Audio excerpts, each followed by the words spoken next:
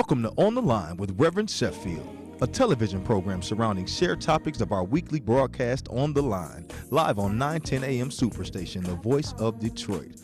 Come join our live radio broadcast and enjoy a delicious free breakfast every Saturday morning from 8 a.m. to 10 a.m. at the Sheffield Center, located at 12048 Grand River at Wyoming. On the Line with Sheffield focuses on community transformation by socially educating and empowering the people. We are committed to in-depth investigation, social change, and personal elevation. What's on your mind? It's On the Line with Sheffield. All right, welcome to another edition of On the Line. We're live and local right here on the corner of Grand River, Wyoming. We do this every single Saturday with biscuits, grits, and salmon croquettes, and it's absolutely free. We have the one and only Angelique Peterson Mayberry, who's been working in labor, working with UAW Ford, and now she wants to go and help us get our public education process together. Welcome to the show. Thank you. Good morning, Reverend. Well, anybody who wants to run for public office, I always ask this question: are you prepared for the public exposure? Probably not. Why not? You know, it's something that I've always done with public education, fighting for it with my children. I have 2 children in the district, and they've been there a long time, and we've been fighting for a long time. Right. So I say probably not because I'm amazed at the amount of attention and publicity around our school system right now. I'm probably not surprised at those that have reared their heads for it now, because it's a very lucrative business, public education. But I do what I do for these children. I don't need the cameras around, or I don't even need the office to do this, but I'm tired of talking about it. You do it anyway.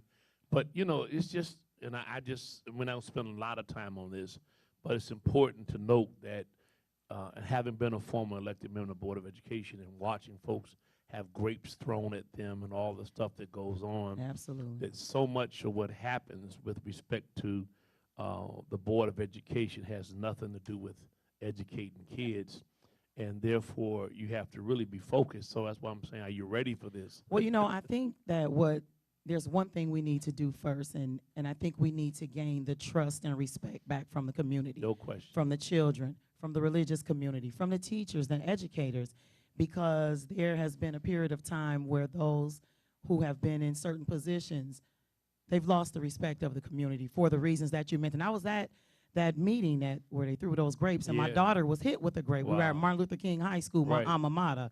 I remember, and I was amazed at the pandemonium that broke out simply because of some comments that were made. It was, you know, at the end of the day, the agenda was not, we didn't get through the agenda, but it was a circus, and it was very, very disheartening and embarrassing. Now, you have some major challenges going right in. Number one, you have this juxtaposition of a Shooty who wants to impose closure of schools, even though there have been some things that supposedly were worked out.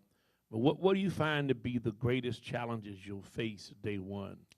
Day one, we all know finances are a challenge. We're going into this new district, the new company, Detroit Public Schools Community District, and we're going in at a deficit. We know that $7,400 is not enough to fully educate a student.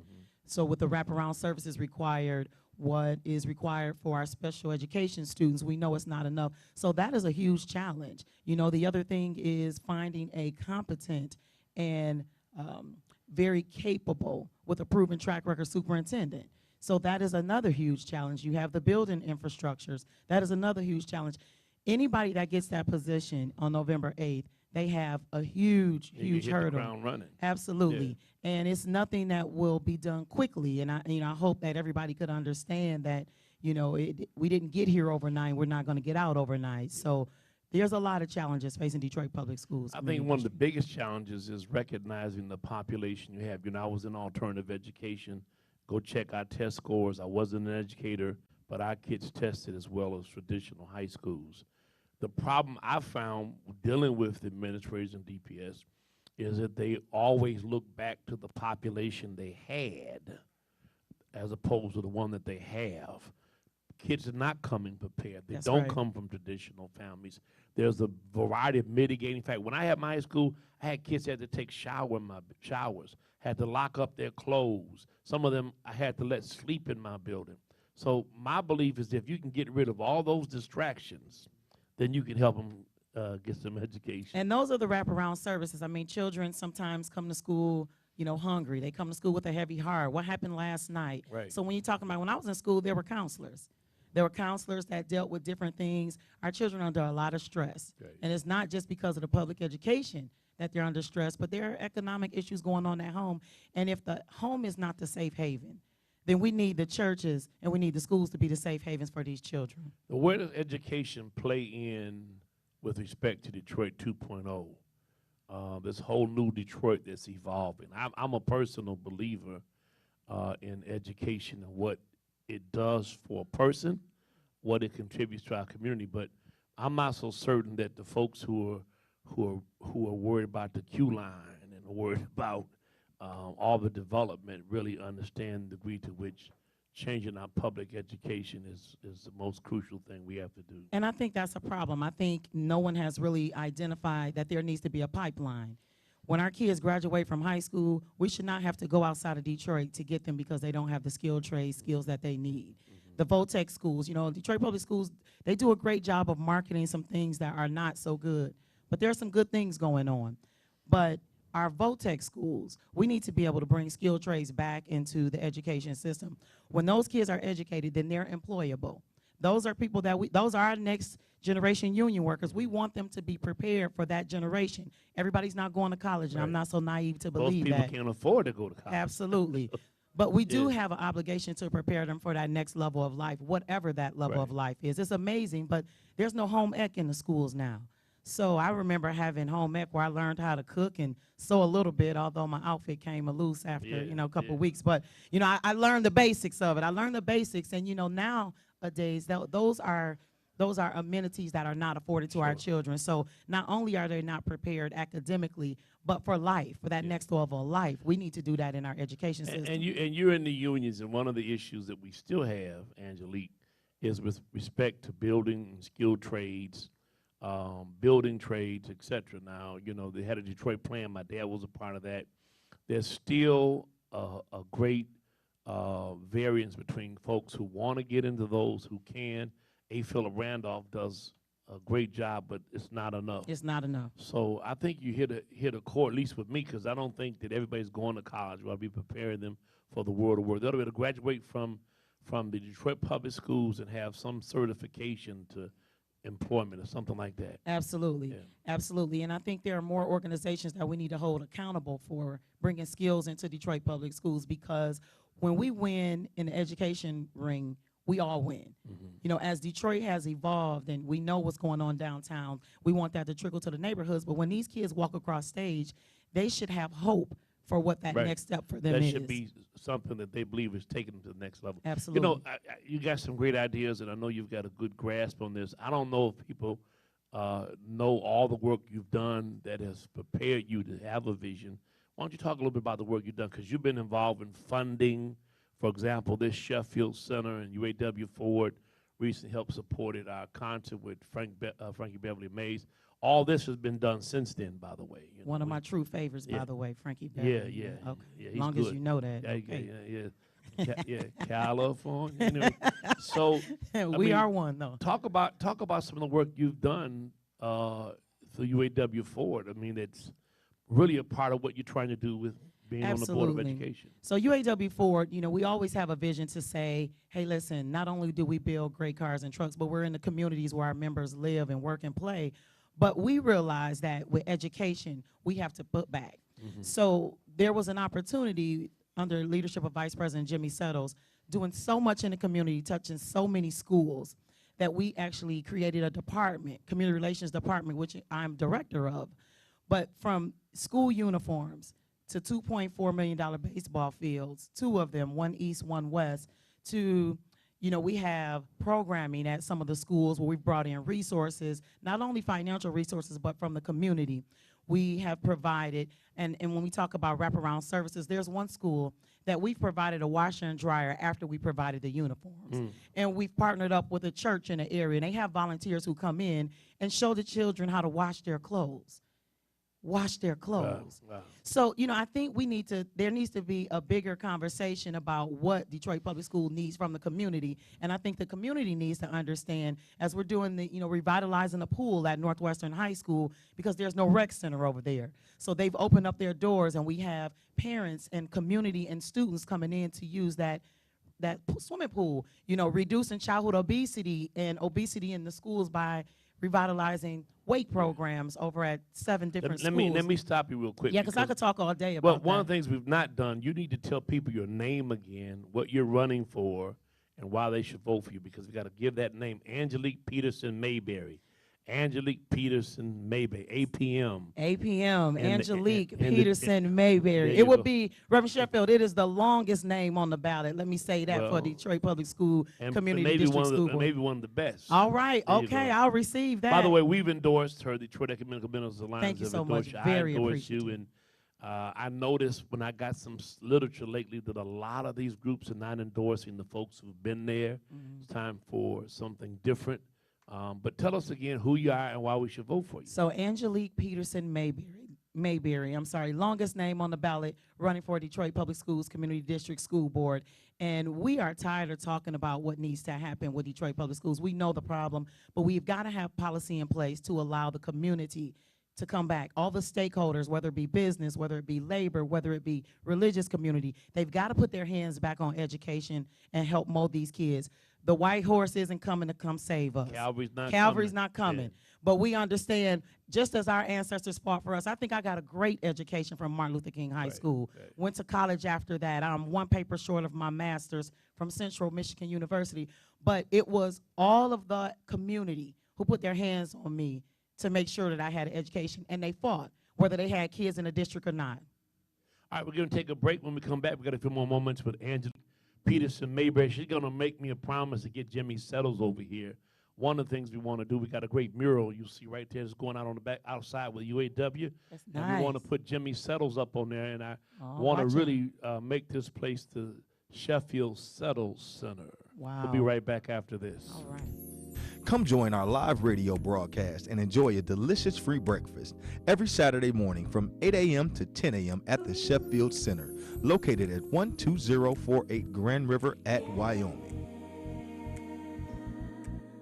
Good morning. Good morning. It's great to be here. I'm out on the campaign trail. You know, I'm running for the Michigan Supreme Court, so I've been all over the state, but I'm always back home in Detroit, running on the platform of restorative justice, more drug treatment courts, more veteran treatment courts, more mental health treatment courts. Let's have treatment courts for victims of human trafficking. Now, I heard that you are running statewide. They need to know it's statewide, and I heard your name is not going to be listed as a judge. On the ballot, I'm running against a Snyder appointee, and you will be easily able to identify her because right under her name, it already says Snyder put me in the job. It says Supreme Court Justice.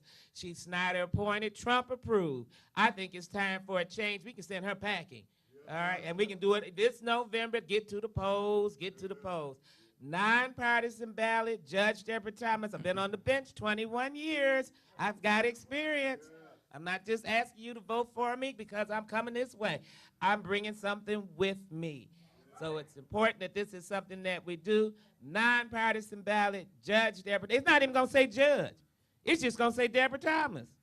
All right, so you got to look for the name. You got to look for the name. They're not going to make it easy, but nothing that's worth having comes easy. So we're going to work hard for it, and we're going to Can they help you out? Can they post you on Facebook? Can they tell their friends in the UP and their friends in other parts of the state about you? Please do. Please do. My webpage is www.judgedeborah.thomas.com.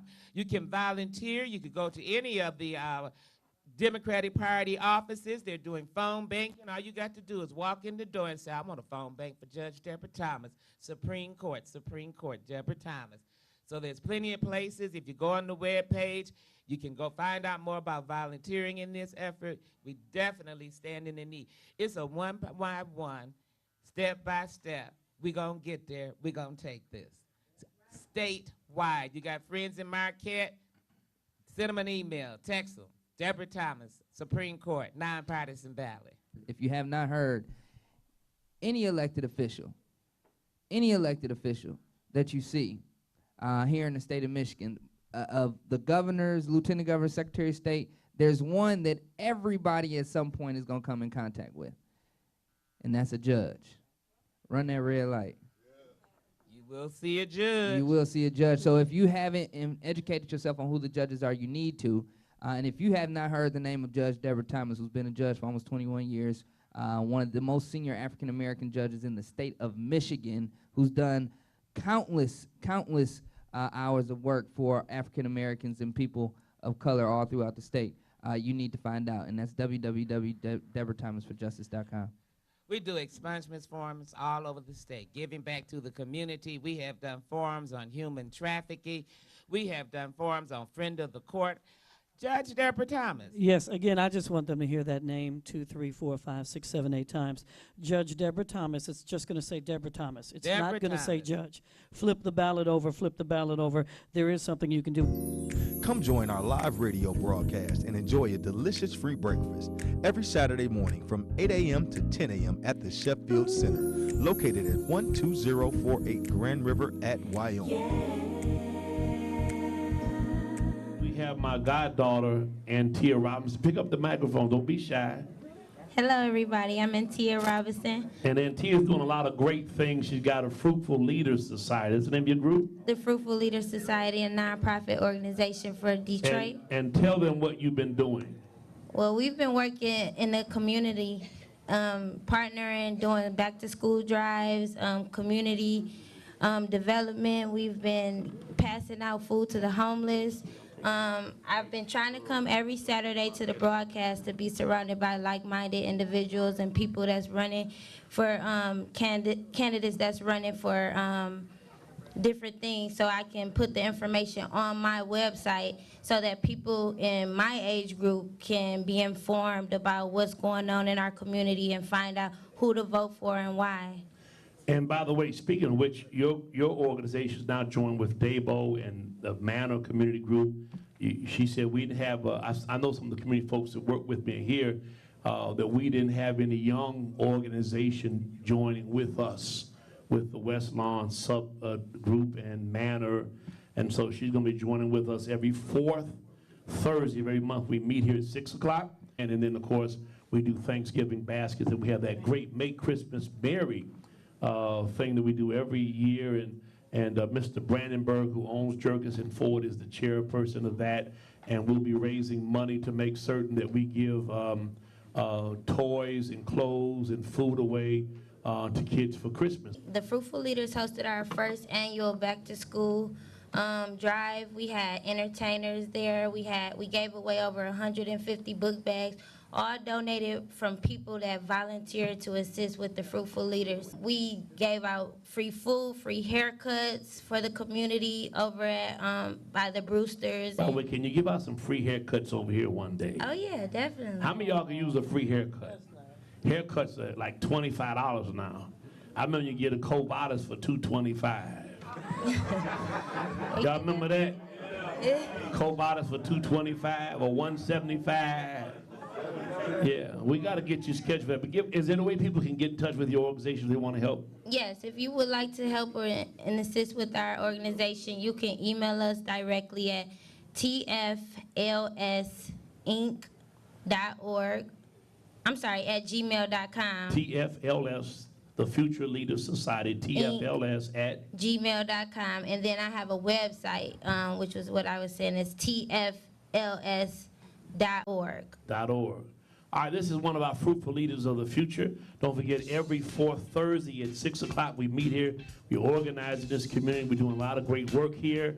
We had the Chief of Staff or the Chief of Police here last fourth Thursday. You need to be involved with what we're doing. We see some folks over here from the Manor community, right? Is that Manor? Or is that Pride? That's Pride. Pride is one of our groups, too, and their name is on our building. We'll be right back after this. Come join our live radio broadcast and enjoy a delicious free breakfast every Saturday morning from 8 a.m. to 10 a.m. at the Sheffield Center, located at 12048 Grand River at Wyoming. My name is Vicki Dobbins. I am from River Rouge, and my organization is the Sierra Club and Michigan United. These organizations focus on environmental and social justice. I am a candidate for the River Rouge School Board, and the purpose is to teach kids the importance of the environment and social justice. Come join our live radio broadcast and enjoy a delicious free breakfast every Saturday morning from 8 a.m. to 10 a.m. at the Sheffield Center, located at 12048 Grand River at Wyoming. Having a show like this is very important because we need to be able to reach out and engage the community through whatever medium or force of media that possible. And so, I appreciate, 910 and, Adele Media and all the other type of stations that reach out to the community. Economic development really, truly is the key to really bringing the city of Detroit back. People making investments in the city. Me, in my case, Queen Lillian Development. Our niche is commercial real estate development. We're doing some residential development in the Midtown area, the Livernois 7 Mile area, in the far east side. But we need to have more of us actually engaging in, when I say more of us, Detroiters, African Americans, who want to reinvest here into the city. It creates jobs on the construction side.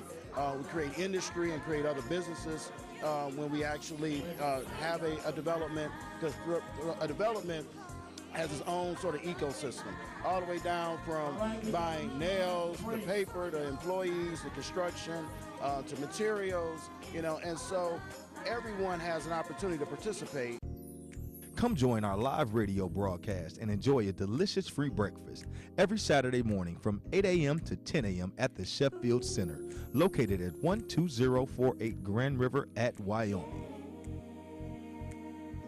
Ian Conyers, Democratic nominee for State Senate District 4. That's Detroit, Lincoln Park, Allen Park, and Southgate. Shows like this are so important because they get the information directly to the people in an environment that's comfortable for learning. We know about the issues, we can organize around them, we get a great breakfast and fellowship with the folks making the decisions. We're speaking with Friedman Hendricks, who is the head of the coordinated campaign for this national election, running a campaign here for us. Also, we got Austin Garrett, who is coordinating his own campaign for a judge in the 36th District Court. We're talking national politics. And do you think, with all that is happening and the change in the polls, that this race is still close? Well, I think we've been in this long enough, and we have to be cautious that anything can happen. And with the kinds of surprises that could potentially come forward, Reverend, in these next 23, 24 days, I know that the Clinton campaign and we here in Michigan, in the city of Detroit, involved in the coordinated campaign, taking nothing for granted. We're firing on all cylinders. We've got volunteer, paid canvassers. I mean, everybody is working as hard as they possibly can to make sure that we get our people to the polls and make sure that we win the state of Michigan for Hillary Clinton. And that's all we can do here in Michigan with these 11 or so electoral votes. President Obama raised the bar for all of us, most especially those of us in the African American community, people of color. And we didn't need a whole lot of motivation to get out and support and vote for, work for the first African American president to ever run here in this country, to ever win, I should say, in this country. But that doesn't change the dynamic, Reverend Sheffield, of what is important to us in our community. And I think Donald Trump has made it very clear, plainly clear, that he doesn't know this community, he doesn't care about this community. And if a Donald Trump presidency was to ever ascend, the cities like Detroit would have nothing coming. And so we do need to be motivated. We do need to be. And whether we motivated or not, we just need to get out and do what we need to do. Come join our live radio broadcast and enjoy a delicious free breakfast every Saturday morning from 8 a.m. to 10 a.m. at the Sheffield Center, located at 12048 Grand River at Wyoming. Yeah. This is what it's about, getting out and vote for real. We can do anything. Y'all gonna do the stand together and vote. You can change the law. We can do it, y'all. is a power play. Get out to vote. On election day, the right to vote can change the world. You got the power, boys and girls. If you want to be heard, cast your vote and you'll be served. Every vote is very important, like basketball, and you're Michael Jordan. People die for this right. It's hard for me to sleep at night, thinking of how this country's ran. The one in the office ain't really the man. The real man is at the poll. Cast your vote and take control. It's your right. It's your choice. You must vote to have a voice. Don't expect me to carry the weight. Cast your vote before it's too late. You can change the law.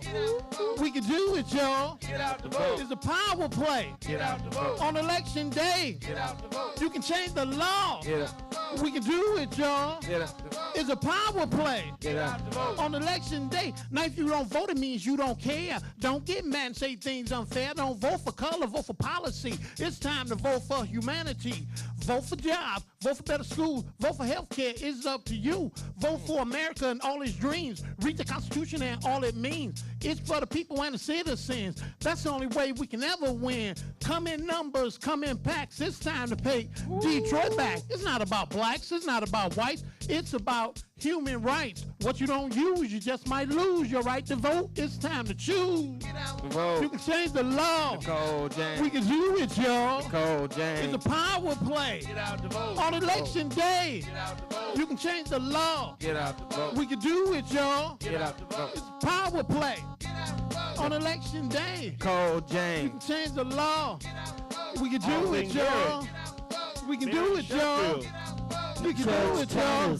It's not only your right, it's your duty. Get out and vote.